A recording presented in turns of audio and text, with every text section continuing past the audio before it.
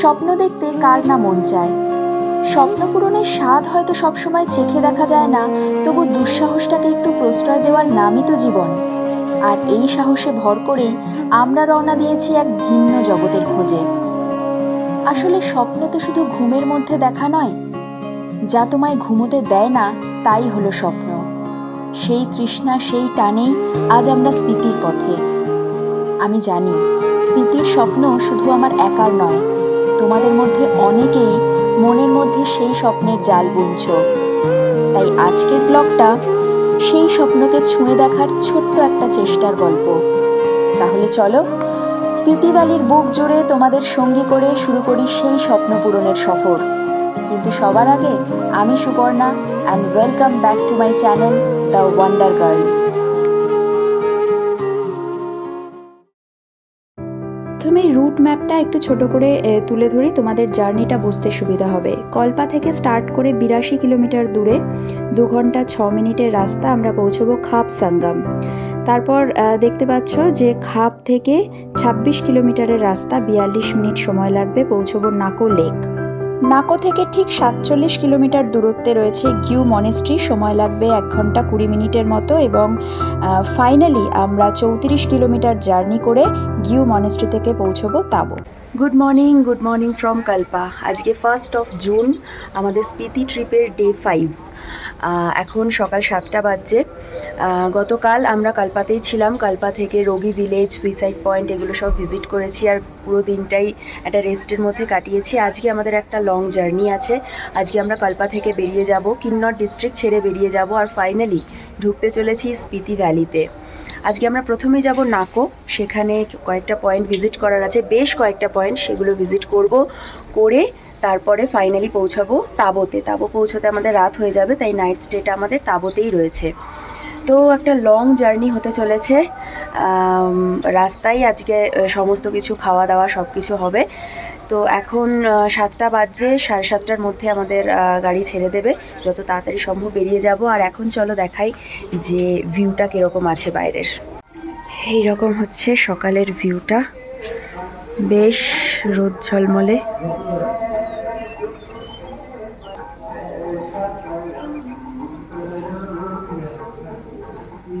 সত্যি কথা বলতে এই ট্রিপে এখনও অবধি যেখানে গেলাম তার মধ্যে কল্পা আমাদের সবার মন একদম ছুঁয়ে গেছে। এই জায়গাটায় 2 দিন আমরা ছিলাম, চোখ খুললেই সবসময় কিন্নর কৈলাসের এইরকম দর্শন, এটা একদম মনের মধ্যে নিয়ে আমরা সবাই যাচ্ছি। এই জিনিসটা হয়তো কেউ কখনো ভুলবো না। ভীষণ ভালো লেগেছে এই স্টেটা আমাদের, কিন্তু এখন ফাইনালি সময় এসে গেছে এই জায়গাটাকে বিদায় জানানোর। সামনে অপেক্ষা করছে আমাদের জন্য আরও অনেক কিছু, সেগুলোর জন্য আমরা এখন প্রস্তুত। 9:10 বাজছে, আমরা রেকংপিওর কাছাকাছি একটা জায়গায় দাঁড়িয়েছি। এখানে ওই রান্নার কিছু সামগ্রী জিনিসপত্র নেওয়া হচ্ছে, আর আমাদের ব্রেকফাস্টটাও আমরা এখানে গাড়িতে করে নিলাম, কারণ এরপরে আর কোথাও স্টপ হবে না। তারপরে অনেক জায়গা ভিজিট করার আছে, তারপরে লাঞ্চও এইভাবেই আমরা খেয়ে নেবো। তো এখন আবার মেঘ করেছে বেশ, দেখাচ্ছি দাঁড়ো। দেখো পাহাড়ের ওপর পুরো মেঘ, ঘন কালো মেঘে ঢেকে গেছে, বৃষ্টি তো হবেই একবার। এই হচ্ছে চারপাশটা, এই জায়গাটায় দাঁড়িয়েছি। এই যে আমাদের গাড়ি, আরেকটা গাড়ি গেছে বাজারে গ্যাসের সিলিন্ডার আরও যা মালপত্র লাগবে সেগুলো নেবার জন্য, কারণ এরপরে তাবোতে আর কিছুই প্রায় পাওয়া যাবে না, তাই জন্য এখান থেকেই যা যা দরকার সেগুলো নিয়ে নেওয়া হচ্ছে। সোশ্যাল মিডিয়ার দৌলতে অনেকবারই পর্দায় দেখেছি এই পথ, এই পাহাড়, এইসব মোহময় দৃশ্য। মন চুপি চুপি স্বপ্ন দেখত যদি কোনো একদিন নিজের চোখে দেখা যেত। আজ সেই স্বপ্ন বাস্তব। আজ আমরা এই পথে, এই নিঃশব্দ পাহাড় আমাদের সামনে দাঁড়িয়ে। এতদিন যা স্ক্রিনে দেখে মুগ্ধ হয়েছি, আজ তা চারপাশ ঘিরে রেখেছে। গাড়ির মধ্যেও তাই এক নিঃশব্দতা, কারো চোখে বিস্ময়, কারো মনে অদ্ভুত প্রশান্তি। আমরা সবাই যেন একসঙ্গে অনুভব করছি সেদিনের স্বপ্ন দেখা ভুল ছিল না, সময় নিয়েও সে সত্যি হয়। তাই এইসব মুহূর্তগুলো আমাদের কাছে শুধু দৃশ্য নয়, এই পুরো স্পিতি ট্রিপটাই এক লাইফ টাইম এক্সপিরিয়েন্স। এখন আমরা এগিয়ে চলেছি কিন্নর থেকে স্পিতির দিকে। প্রকৃতি যেন ধীরে ধীরে রূপ বদলাতে শুরু করেছে। সবুজের ছায়া পাতলা হয়ে আসছে, চারপাশটা হয়ে উঠছে আরও বেশি রুক্ষ শুষ্ক। এই পথে রয়েছে আমাদের আজকের প্রথম গন্তব্য খাপ সঙ্গম। রেকংপিও থেকে 70 কিলোমিটার দূরে প্রায় 8000 ফুট উচ্চতায় অবস্থিত এই জায়গায় স্পিতি আর সতলেজ নদী একে অপরের সাথে মিলিত হয়েছে। স্পিতি নদী কুঞ্জুম পাসের দিক থেকে স্পিতি উপত্যকার মধ্যে দিয়ে প্রবাহিত হয়ে আসছে, আর সতলেজ আসছে সেই সুদূর তিব্বতের মানস সরোবর থেকে। দুই নদীর উৎস যেমন ভিন্ন, তেমনি রয়েছে জলের রঙের মধ্যে পার্থক্য। সতলেজের জল কাদা মিশ্রিত, খানিকটা ঘোলাটে। তুলনামূলকভাবে স্পিতির জল অনেক বেশি পরিষ্কার আর স্বচ্ছ। খাপ সঙ্গম যেন প্রকৃতির ভাষায় লেখা এক আত্মকথা। এখানে দাঁড়িয়েই সবুজ থেকে ধূসরের রূপান্তর চোখে পড়ে। এক ভূপ্রকৃতি থেকে আরেক ভূপ্রকৃতির প্রবেশদ্বার যেন এই খাপ সঙ্গম। কান পাতলেই শোনা যায় নদীর তীব্র শব্দ, আর সেই শব্দের মধ্যেই রয়েছে শত শত বছরের ইতিহাস।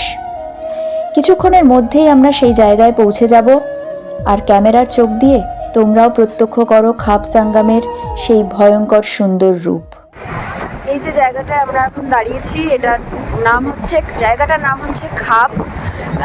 এখানে হচ্ছে দুটো নদীর মিলিত হওয়ার জায়গা। একটা হচ্ছে শতদ্রু আর একটা হচ্ছে স্পিতি নদী।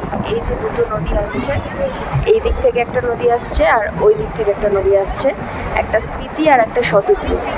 দুটো নদীর এই কনফ্লুয়েন্স বা সংযোগস্থল, এই জায়গাটার নাম হচ্ছে খাপ। আর এই হচ্ছে চারপাশের ভিউটা।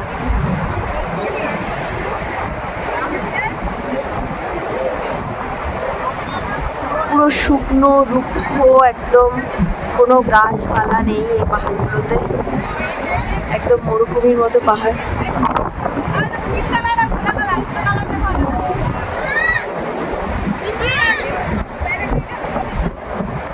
দুটো নদীর বেশ ভালোই স্রোত আছে এখানে।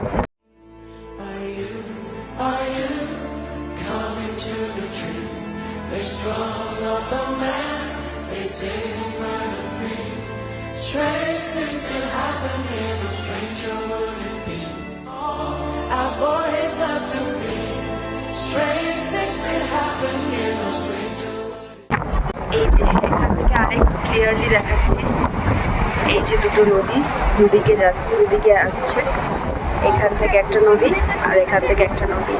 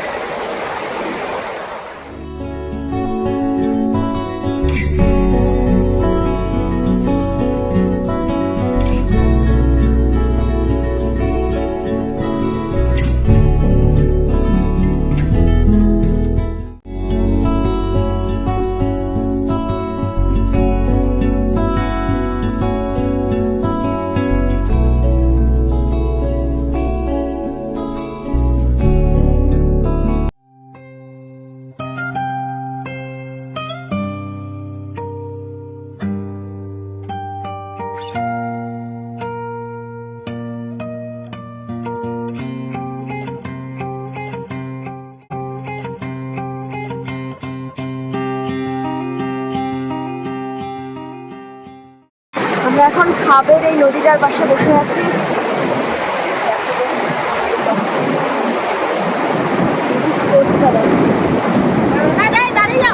চারপাশে এরকম ভিউ, লোকজন পাগল হয়ে গেছে, কোথায় ফটো তুলতে আর কোথায় ভিডিও করবে।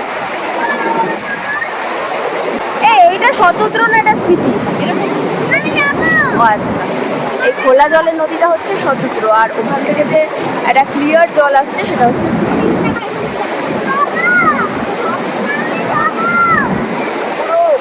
র নেচার, মানে এই নেচারটার জন্যই স্পিতি ট্যুরটা করা।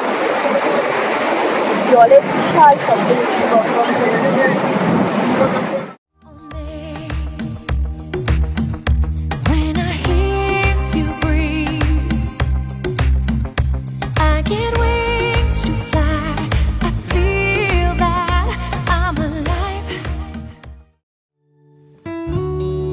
কখনো কখনো বেরিয়ে পড়াটা দরকার হয়ে পড়ে।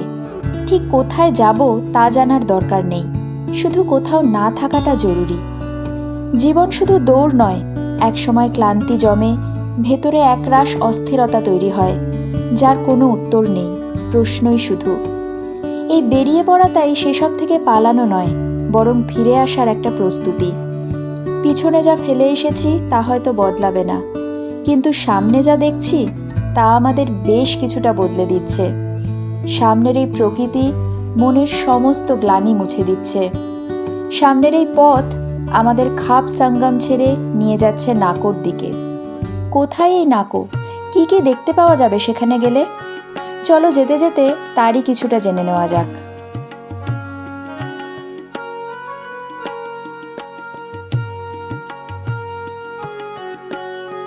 রেকংপিও থেকে 117 কিলোমিটার দূরত্বে ন্যাশনাল হাইওয়ে 505-এর ওপর অবস্থিত নাকো একটা ছোট্ট পাহাড়ি গ্রাম।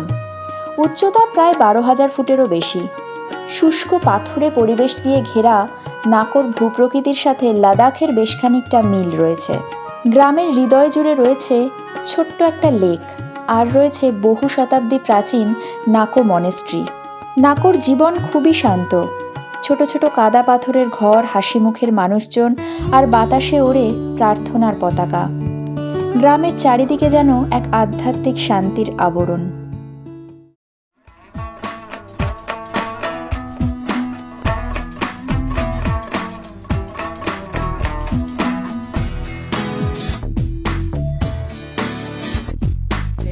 जिधर भी इन राहों में रंग पिघलते हैं निगाहों में, ठंडी हवा है ठंडी छाँव है, दूर वो जाने।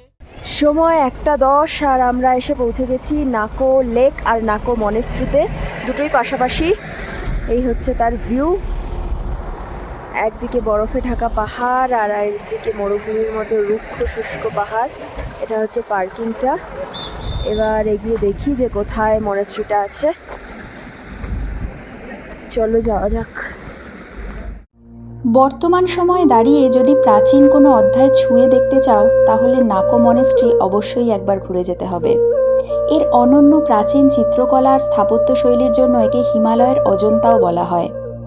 ধারণা করা হয় এই মনেস্ট্রি তৈরি হয় 1100 শতকে তিব্বতের বিখ্যাত পণ্ডিত রিনচেন জাংপোর সময়।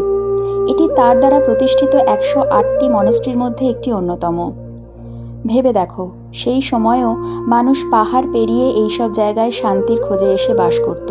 মাটি, কাঠ আর পাথর দিয়ে তৈরি এই মনেস্ট্রির ভিতরে ঢুকলেই চোখে পড়ে প্রাচীন বুদ্ধমূর্তি, রঙিন ওয়াল পেন্টিং আর পুরনো কাঠের গন্ধ, যা অতীতকে স্পর্শ করার মতো এক অভিজ্ঞতা। দুঃখের বিষয়, তার কিছুই তোমাদের সাথে শেয়ার করতে পারলাম না, কারণ ভিতরে ক্যামেরা নিয়ে যাওয়ার অনুমতি নেই। নাকো মনেস্ট্রি দেখা হয়ে গেছে, এখন যাচ্ছি নাকো লেকের দিকে এই রাস্তাটা ধরে। দেখো, একটা গ্রামের মধ্যে দিয়ে যাচ্ছি। এখানে কত মানুষের বাসস্থান, আর গরু ছাগল সব পশুপালনও করে।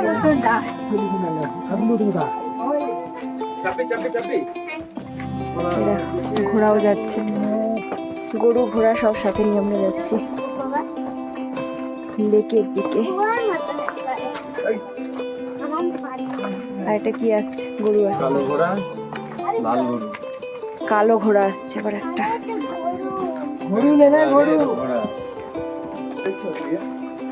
পাথরের বাড়ি সব, পাথরের বাড়ি সব।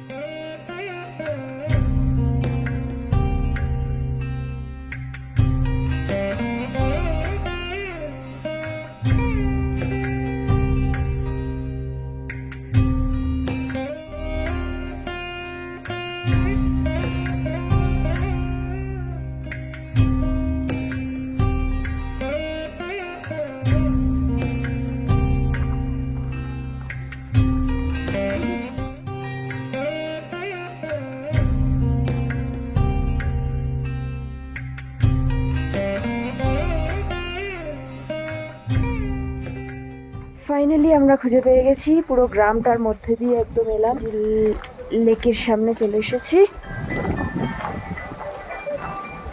হাওয়ার আওয়াজটা শোনো।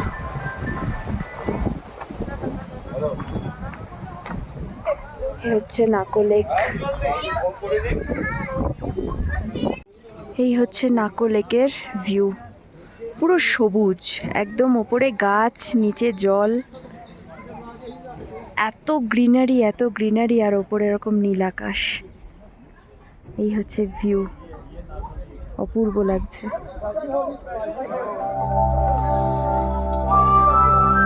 হাই অল্টিটিউড নাকো লেকের চারপাশে রয়েছে বিলুপ্তপ্রায় উইলো আর পপলার গাছ। এই লেককে ঘিরেই রয়েছে কিছু প্রাচীন গল্প। শোনা যায় গুরু পদ্মসম্ভব নাকি এই লেকের ধারে বসে ধ্যান করেছিলেন। আশেপাশে এখনও দেখা যায় বৌদ্ধ গুহা আর প্রার্থনার পতাকা। সব মিলিয়ে এক আধ্যাত্মিক পরিবেশ, যেন প্রকৃতি নিজেই এখানে মনকে ধীর করে দেয়। হাওয়াও যেন এখানে ধ্যানমগ্ন হয়ে দাঁড়িয়ে থাকে। শীতকালে এই লেক বরফে পরিণত হয় আর হয়ে ওঠে ন্যাচারাল স্কেটিং রিং। পাহাড়, লেক, মনেস্ট্রি আর প্রাচীন ইতিহাস, এই নিয়েই নাকোর গল্প। স্পিতি যাওয়ার পথে নাকো একটা ছোট্ট বিরতি হলেও মনের মধ্যে অনেক বড় একটা ছাপ রেখে যায়।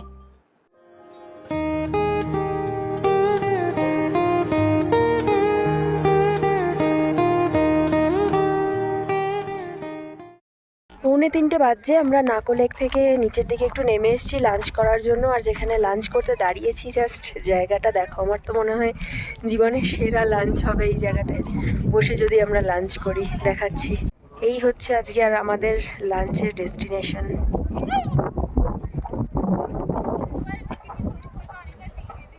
দেখেছো? আর কিছু বলবো না। এরকম একটা ধাবায় দাঁড়িয়েছিলাম আমরা আর লাঞ্চটা করে নিলাম। এখানে এরকম অনেক ধাবা রয়েছে আর একটা গাড়িরও স্ট্যান্ড। বেশ কড়া রোদ উঠেছে এখন, ঠান্ডা সেরকম একটা লাগছে না। চলো, লাঞ্চ হয়ে গেছে, এবার আমরা নেক্সট পয়েন্টে যাব, সেটা হচ্ছে গিউ মনেস্ট্রি।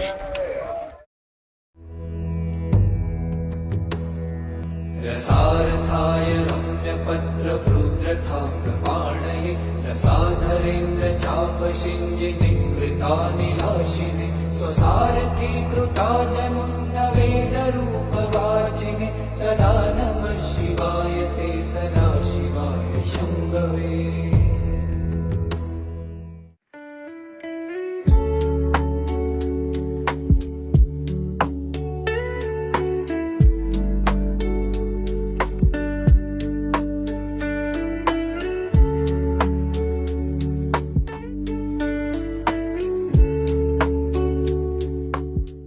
জানো, একবার একটা গল্প শুনেছিলাম।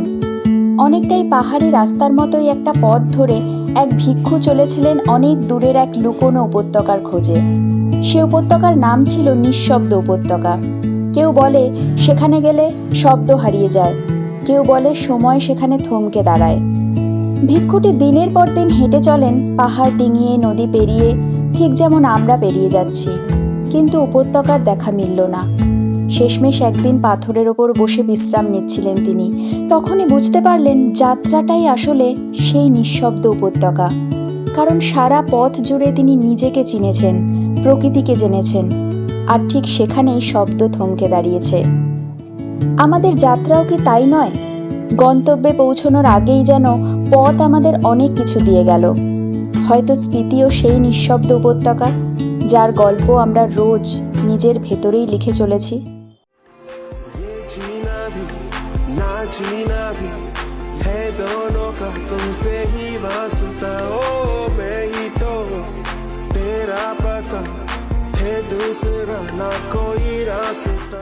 आए मुझ तक वो तुमको जो हो ढूंढता, मेरे खामोशियों में है तू बोलता। ये जीना भी ना जीना भी जो भी हुआ है वो तुमसे। আমার কাছে ভ্রমণ আসলে শুধু ছবি তোলা বা জায়গা দেখা নয়, নিজের সঙ্গে দেখা করার একটা উপায়। যখনই পাহাড়ের কোলে এসে দাঁড়িয়েছি, মনে হয়েছে পাহাড় কি আমাকে কিছু শেখাতে চায়? সে বলে, তাড়াহুড়ো করো না, একটু থেমে দাঁড়াও, একটু প্রাণ ভরে নিঃশ্বাস নাও, মনটাকে পাহাড়ের মতো স্থির হতে শেখাও। আসলে প্রকৃতির নিস্তব্ধতাই যেন সবচেয়ে বড় গল্প বলে যায়, আর সেই গল্পেরই অংশ হয়ে রইলাম আমরা স্পিতির রাস্তায় এই মুহূর্তে। আমরা এখন স্পিতির মুনল্যান্ড এলাকায়, আর সত্যি বলছি, চারপাশটা দেখে মনে হচ্ছে যেন চাঁদের কোনো এক অজানা প্রান্তে এসে পৌঁছেছি। মাটির রং ধূসর, চারপাশে গাছগাছালির চিহ্ন নেই বললেই চলে, পাহাড়গুলো এক একটা যেন পাথরের ভাস্কর্য। জায়গাটাকে মুনল্যান্ড বলা হয় কারণ এর রুক্ষ বিচিত্র সৌন্দর্যটা চাঁদের মতো।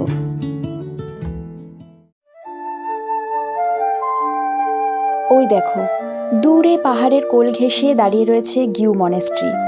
এই সেই মনেস্ট্রি যেখানে 500 বছরেরও বেশি পুরনো এক বৌদ্ধ সন্ন্যাসীর মমি রাখা আছে, আর সেই মমিটা দেখার জন্যই আমরা সবাই ভীষণ বেশি এক্সাইটেড। তো চলো এগিয়ে যাওয়া যাক গিউ মনেস্ট্রির আরও কাছাকাছি। আমরা এসে পৌঁছেছি গিউ মনেস্ট্রিতে। এখন 5:30 মতো বাজছে। এই হচ্ছে মনেস্ট্রি, ভেতরে যাব। তার আগে অবশ্যই একবার ভিউটা দেখিয়ে দেবো। এই হচ্ছে ভিউ, অনেকটাই উঁচুতে। এখানে পার্কিং করা হয়েছে, সবাই নেমে গেছে। মনেস্ট্রির ভিতরে যাওয়া যাক। প্রচণ্ড ঠান্ডা, কনকনে ঠান্ডা হাওয়া দিচ্ছে।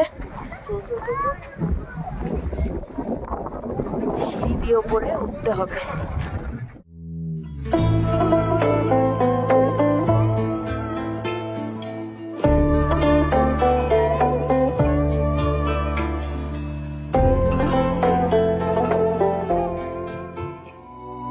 জায়গাটা যে বেশ উঁচুতে অবস্থিত সেটা এখানে এলেই প্রচণ্ড হাওয়া আর ঠান্ডার কারণেই বুঝতে পারবে।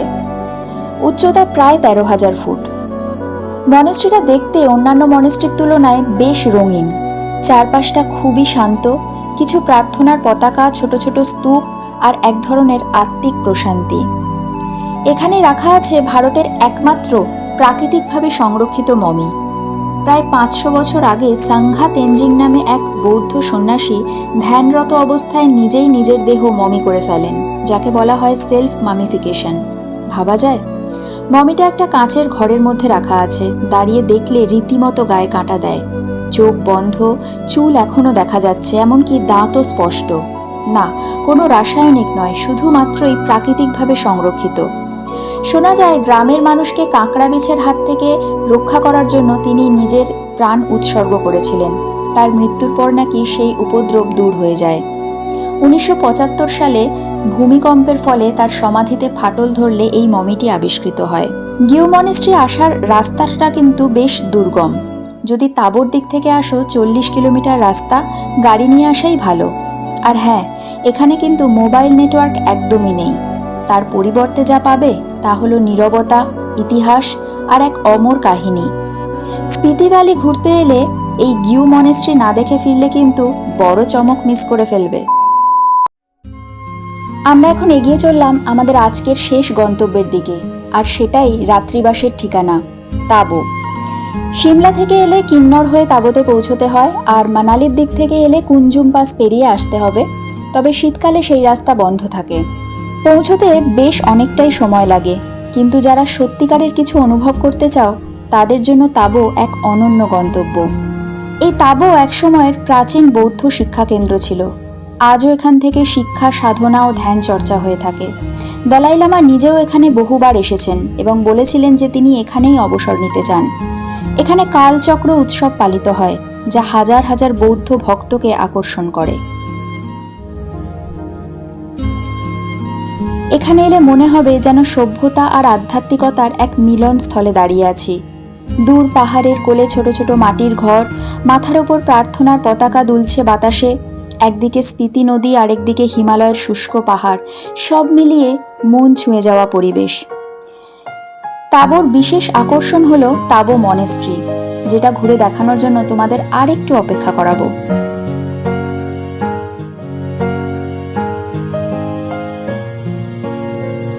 গ্রামের চারপাশে ছড়িয়ে থাকা অসংখ্য প্রাচীন স্তূপগুলো বহু শতাব্দীর সাধনার নিদর্শন। গ্রাম থেকে একটু উপরে উঠলেই পর্বতের গায়ে রয়েছে প্রাচীন ধ্যান গুহা। সেখানে দাঁড়িয়ে পুরো তাবো গ্রামের একটা প্যানোরামিক ভিউ পাওয়া যায়।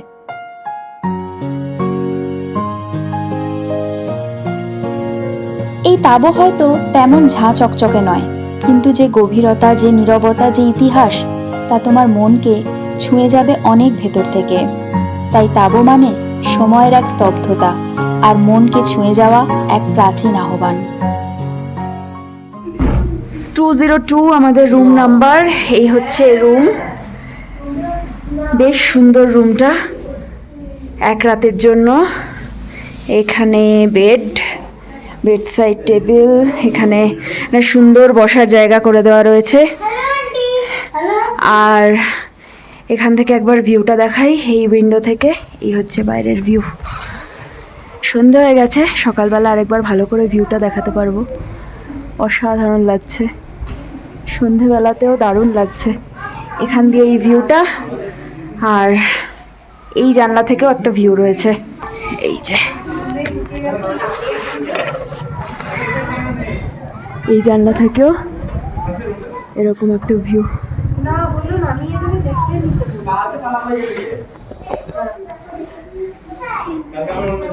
এখানে মিরর আছে আর ওয়াশরুম।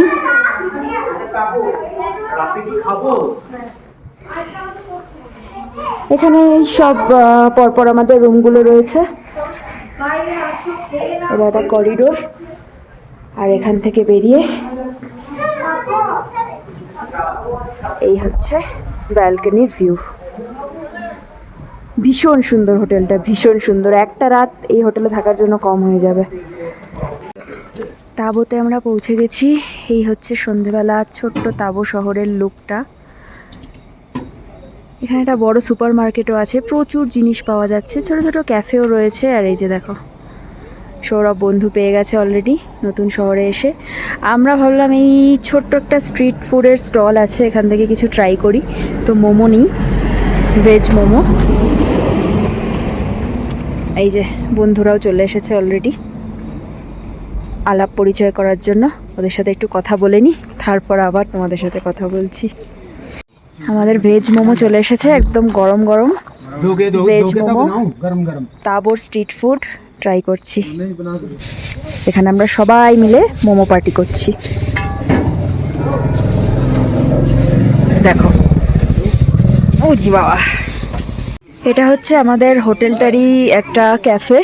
নামটা একবার দেখিয়ে দিই। আচ্ছা, হোটেলের নামটাও একবার দেখিয়ে দিই।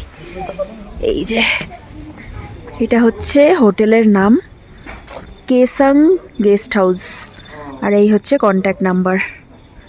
এই হচ্ছে আমাদের হোটেলটা বাইরে থেকে। বেশ ভালো, রুমগুলো ভীষণ খোলামেলা, দেখিয়েছি অলরেডি।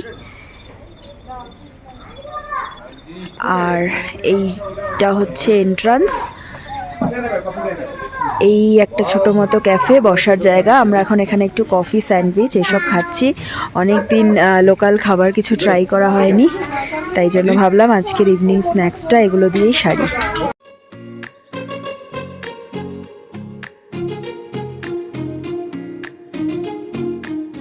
রাত্রি 10:30 বাজছে। আর আমরা তো তাবোতে যে হোটেলটা এসেছি, এই সামনেতেই ক্যাফে ট্যাফে অনেক কিছু আছে। সন্ধেবেলা অনেক কিছু খাওয়া দাওয়া হয়েছে, তাই আমি আর ডিনারে গেলাম না। সৌরভ গেছে। আমি একদম এই যে পুরো শোয়ার জন্য রেডি। খুব টায়ার্ড, সবাই খুব টায়ার্ড অ্যাকচুয়ালি। সবাই যে যার মতো ঘুমিয়ে পড়েছে। কালকে আমাদের একটু হালকা ফুলকা শিডিউল আছে। কালকে এখান থেকে বেরিয়ে কিছু পয়েন্ট, একটা দুটো পয়েন্টই ভিজিট করার আছে। তারপর আমরা সোজা চলে যাব কাজা। অ্যাকচুয়াল স্পিতি ভ্যালিতে আমরা ঢুকে পড়েছি। আর আমাদের মেন অ্যাট্রাকশান এখনও অনেক কিছু বাকি আছে, সেগুলো আস্তে আস্তে আসবে। আপাতত আজকের স্পিতি ট্রিপের ডে 5 এখানেই শেষ করছি। আজকের মতো গুড নাইট। कदम उठा और साथ में हो ले, शहर शहर ये तुझसे देखो बोले, टुकड़ी टुकड़ियों अपने नैना खोले, जिंदगी पी ले जरा, बहती हवाओं के जैसे है इरादे, उड़ते परिंदों से सीखी है जो बातें, अनजानी राहों पे कोई